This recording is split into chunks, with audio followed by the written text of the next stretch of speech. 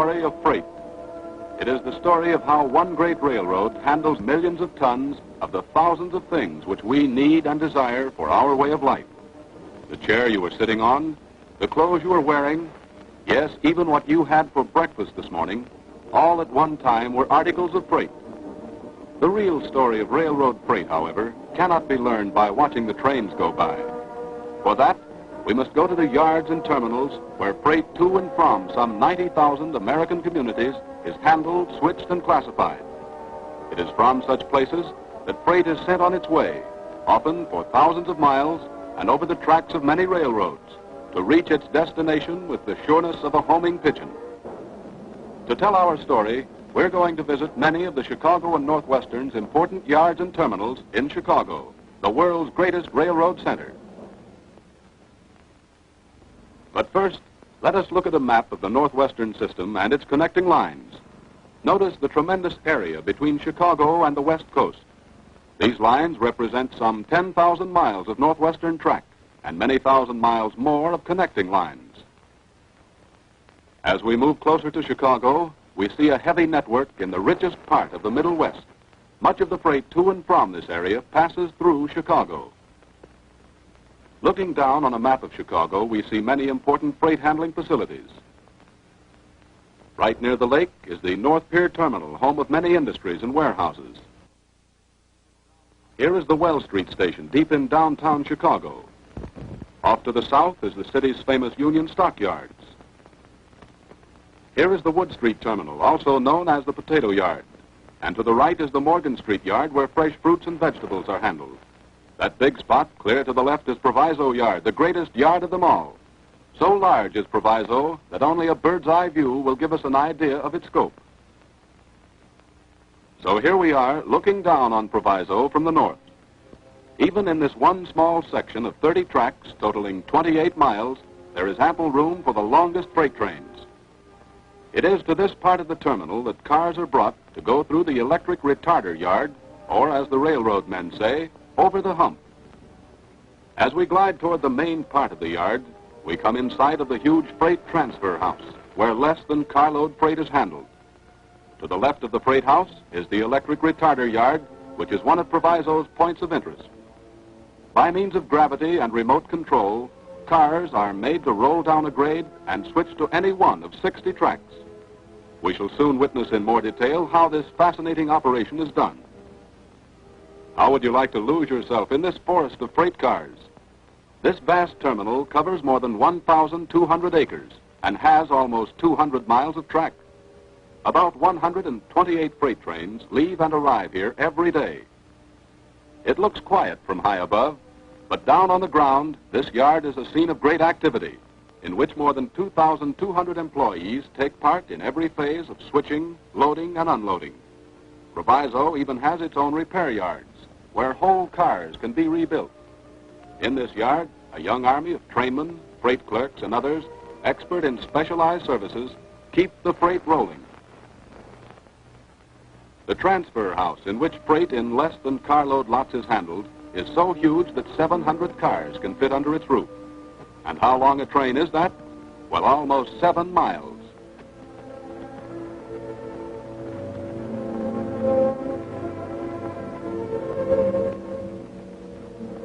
Let's go down on the ground and watch a train arrive from Minneapolis. Its long line of cars must be separated and sent on to many different points. To do this, the cars in this particular train must first go through the hump yard. Yard employees, just like those out on the line, must be experts in their work. This engineer, with a background of more than 40 years of railroading, carefully goes over his locomotive before climbing up into the engine cab. Unlike those on the main line, however, this hump engine, a powerful 10-wheeler designed for special work, pushes rather than pulls the cars. Its small drive wheels do not give it speed, but they do exert a tremendous force in moving as many as 200 cars ahead of them. Steadily, at an even pace of 4 miles an hour, the cars roll on toward the crest of the hump, where they will end one phase of their journey.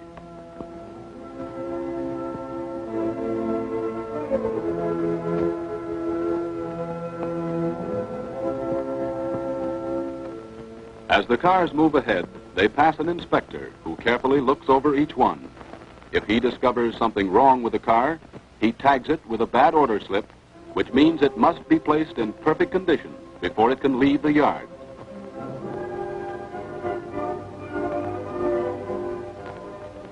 Meanwhile, another employee cards the cars. In other words, tags them according to destination so that they will be properly switched as they go over the hump.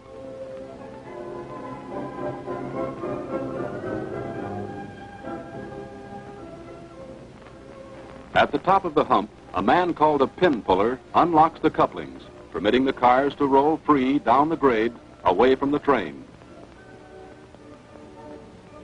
Hour after hour, this process goes on with the cars doing what looks like a handshake in reverse. But actually, these operations involve not only coordination, but careful planning and cooperation of railroad men. Even the way the pin puller does his job determines, for example, how the cars will be switched by remote control in the towers in the background.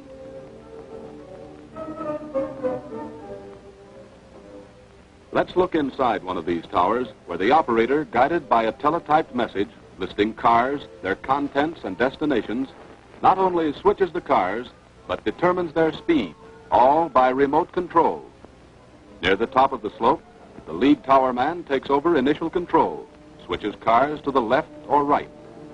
Two other tower operators down the hill a short distance take over the job when the cars reach their territory. Between them, they switch cars to 60 tracks, as indicated in part by this track diagram.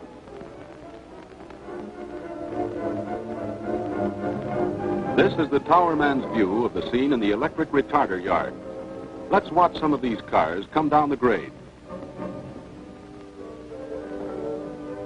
A slight touch of a retarder lever sets the heavy steel car retarders in action, squeezing and slowing down the rolling car wheels.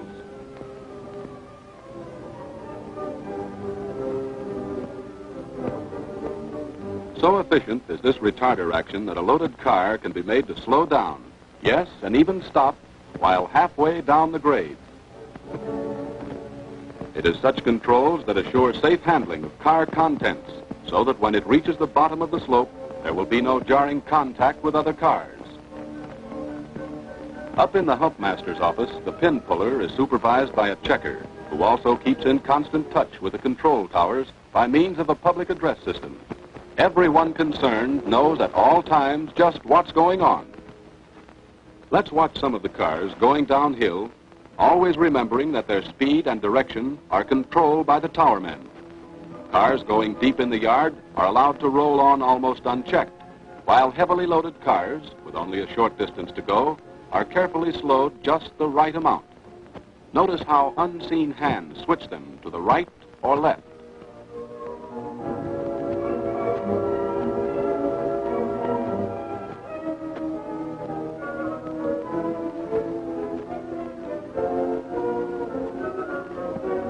Sometimes a car with very fragile contents goes through. In that case, a rider goes along to handle the brakes, just as double security. Day and night, in a 24-hour operation, freight of all kinds and from all railroads goes over the hump. Here's a heavy load of car wheels, which will soon be rolling on their own.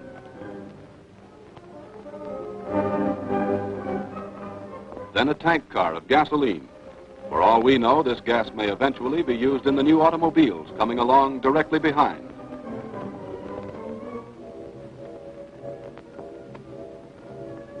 Sometimes it's logs going to sawmills.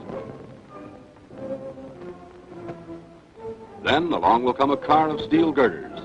Name the commodity, and it's probably rolling over the hill right now. But that's only one Proviso operation. This huge freight transfer house holds another story of how less than carload freight is handled. By less than carload, we don't mean half-empty cars. We mean freight in one car from more than one shipper or destined to more than one receiver.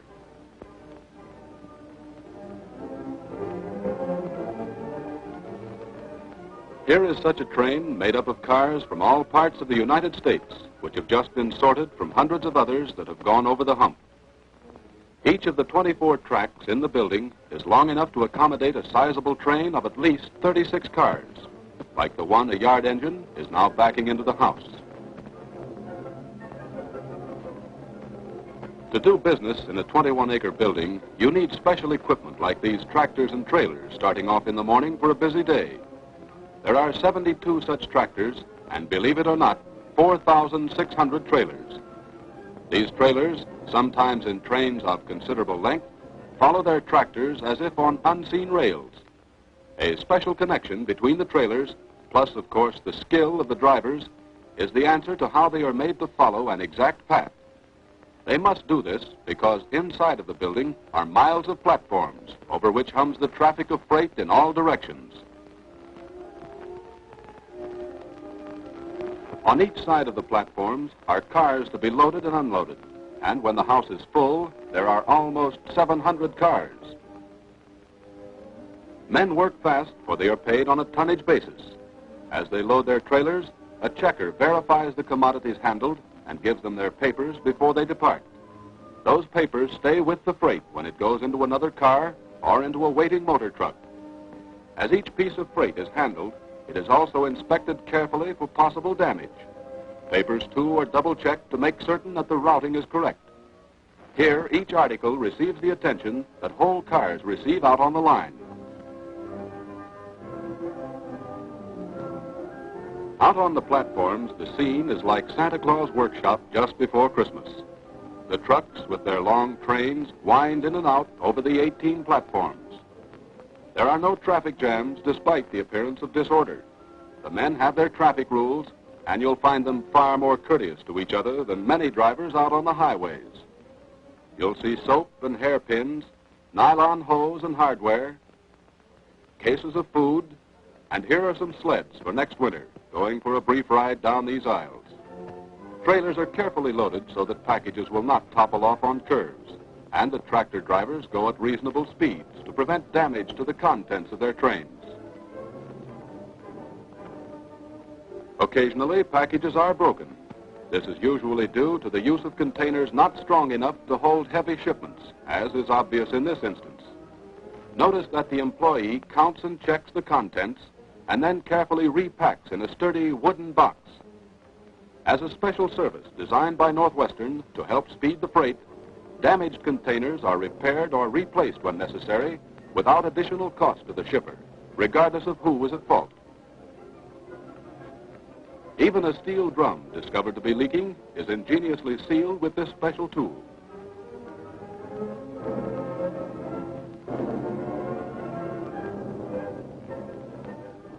It takes time to repair damaged shipments such as these. It is obvious that each of these commodities was improperly packaged, or the containers would not have broken open. Another cause for delay on some shipments is incorrect or incomplete addresses. Here again, employees check and trace origins and destinations so that the packages may be speeded on their way as quickly as possible. Outside the building are concrete driveways for long lines of trucks to pick up and unload freight to and from the city of Chicago and for interchange with other railroads. These trucks are loaded and unloaded directly from platforms inside the house. In all operations, every package of freight is followed closely. Not only do the proper papers stay with their packages, but the packages themselves are marked so that overcoats don't go to Miami instead of Duluth. Cars are loaded, of course, also in this great building. Care is taken in this operation to make certain the load will not shift while in transit, or that a heavy package is not placed on top of a light carton.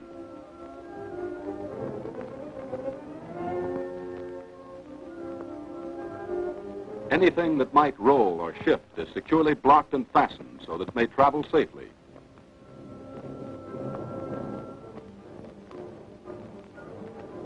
Once the cars on one platform are loaded, a switch engine calls for them, takes them out into the open to be cut into a train en route to their destination. A new train of empty cars, which have been carefully cleaned out and inspected, is then backed in. Because the loading platforms are more than a quarter-mile long, in strategic spots of the house are special crossovers. Without them, tractors and trailers would have to travel long distances to take freight from one part of the house to another. The crossovers are raised when a train of freight cars comes in and then lowered back into place. These serve as efficient shortcuts, where every shortcut means much in shipping time. But Proviso is not only a vast yard of moving cars and lifting and transporting freight. Right next to the freight house is the office building in which much of the paperwork is done. Here are the headquarters of the station agent and all his assistants and employees, a working force of 150.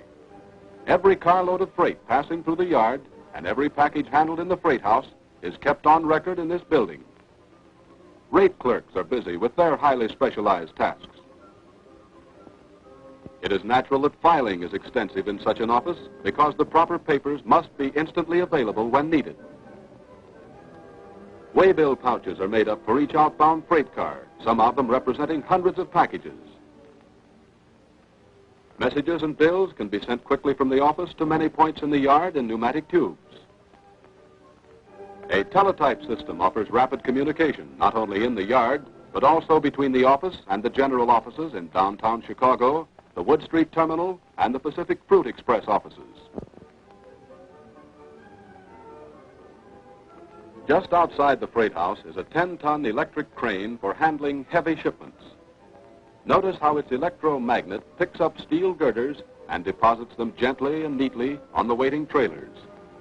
This crane is used extensively for heavy and bulky shipments of iron, steel, metal tanks, machinery, and the like. Another of the many conveniences to be found in the yard is an ice manufacturing plant. Refrigerator cars destined for further travel are switched right to the loading platforms. The bunkers at either end of the cars are re-iced with a minimum of time and trouble, and the cars are ready to continue to their destination. Proviso Yard has a great advantage in its location, just outside Chicago, away from congestion and traffic. But in the city itself, the Northwestern operates other and smaller yards and terminals. The Merchandise Mart in downtown Chicago is the world's largest commercial building. For almost 100 years, the Northwestern has had tracks over this ground where once stood its passenger station. In fact, the railroad still owns this property, having sold, in a unique transaction, nothing but the space on which the building pillars stand and the air rights to the owners of the Merchandise Mart.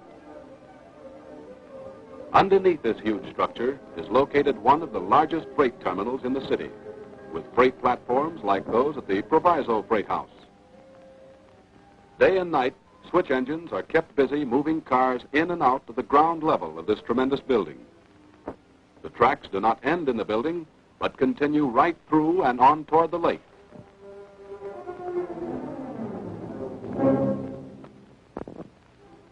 This permits freight to be brought to the very doors of some of Chicago's most famous office buildings on Michigan Avenue.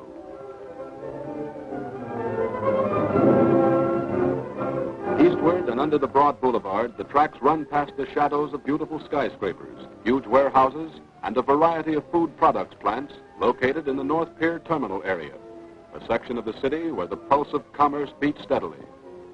Here, the freight handled may include anything from great rolls of newsprint, candy, imported olives, or cheese. The steel rails go on into Chicago's giant Navy Pier, where thousands of sailors received training in the last war, and where freight rumbled through the guarded gates. The Wood Street Terminal is another of Chicago's interesting freight handling facilities.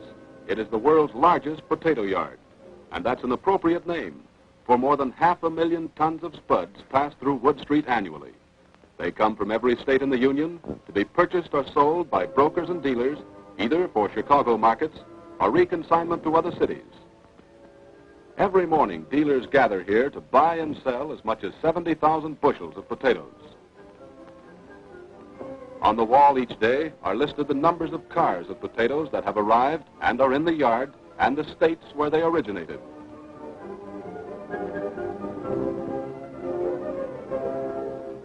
Another board lists every car by number and its location in the yard, which, with its auxiliary tracks, has room for more than 2,500 cars.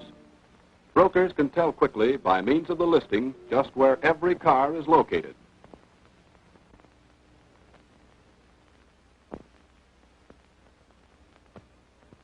After determining the location of the cars in which they are interested, the dealers leave the office building and drive or walk over the broad concrete roads which permit easy access to any point in the terminal.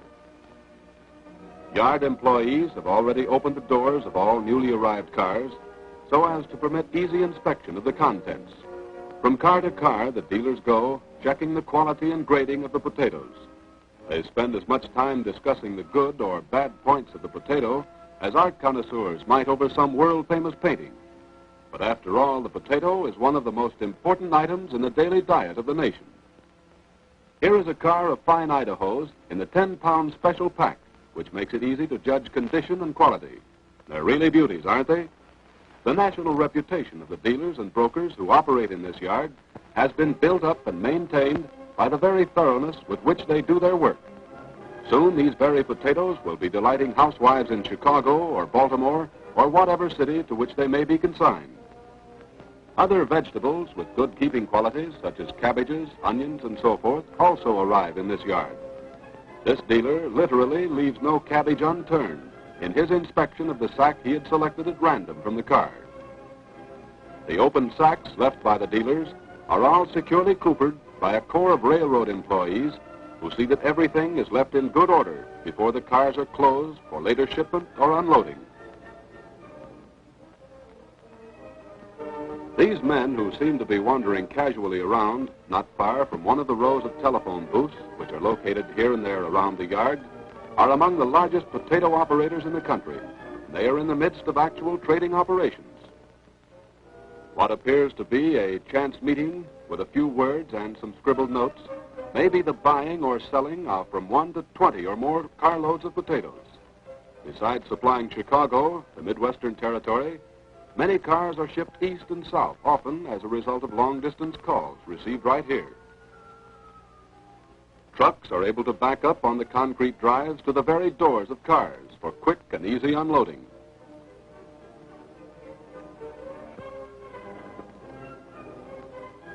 Once trucks are loaded and checked, they must pass over scales before leaving the yard. Thus, the railroad has a record of every load that leaves Wood Street before it is converted into crisp French fries, baked or mashed potatoes for your table. A short distance from Wood Street is Southwater Market, Chicago's greatest fruit and vegetable center. Northwestern tracks lead to the Morgan Street Yard, a terminal specializing only in perishables, which is just in the rear of the market. This convenient location permits easy transfer of fruits and vegetables. Every day, cars arrive from all over America with lettuce, peaches, tomatoes, and many other perishable foods, depending on the season. Each year, well over 100,000 carloads of perishable foods worth more than $150 million arrive in Chicago. Here, for example, is a car of celery protected under a heavy blanket of snow ice during its trip from California. What happens when the snow ice melts? Well, here comes a servicing crew to make more snow. Yes, we said make more snow. Ice cakes are ground up fine in special machinery in the truck and forced out of the hose at the rate of 500 pounds a minute. It only takes a few minutes, and the fruits or vegetables are protected not only from heat, but also cold, because the snow blanket doesn't let the temperature change very much, regardless of the outside weather conditions through which the car may pass.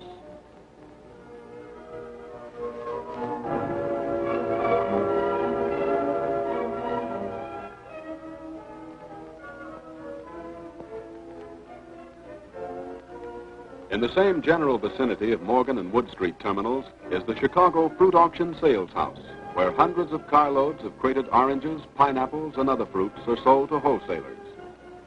Here comes fruit from all over the nation on one of its last laps before it goes into the homes of Mr. and Mrs. America. The second floor of the building is devoted to the actual auction, where a fast-talking auctioneer seeks the highest bid from keen and alert produce men.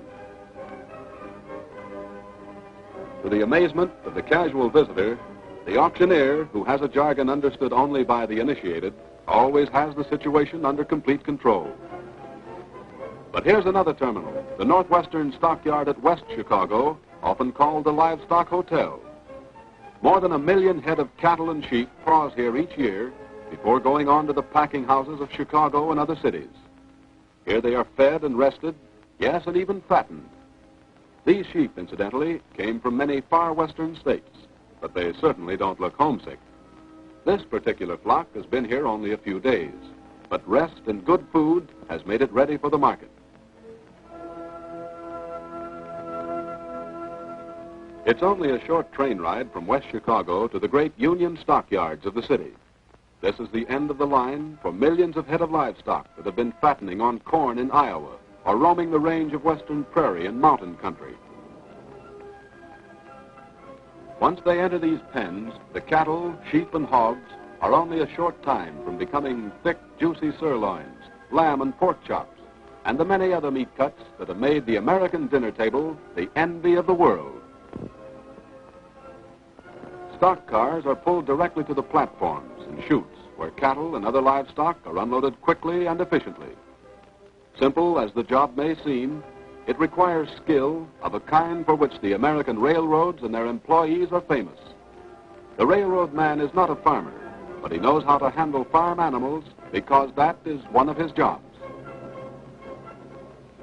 That skill is demonstrated in many ways. We see it best of all in the yards and terminals, where all rail transportation ends and begins. It was here, behind the scenes of railroading, that the all-time record of American railroad transportation during the past war had its beginnings. In this setting, we find unsung experts at work on thousands of tasks, all of which, put together, mean efficient rail service for the nation. But we see railroad skill in other ways, too, such as the new passenger and freight equipment, which the Progressive Railroad is quick to offer the public. An example is one of the famous 400 streamliners flashing across the country while its passengers ride in comfort and luxury inside. Railroad skill has resulted in such modern locomotives as this mighty rolling steam power plant, which in itself is a stirring tribute to the genius that has gone into the development of the nation's rail transportation. That skill is also apparent in the fast freights powered by 5,400 horsepower diesel-electric locomotives, which transport thousands of tons over great distances in short periods of time. Yes, it is the skill of the men who manage and operate our great fleets of freight trains, which bring us our food, clothing, and luxuries, that helps to make our way of life second to none.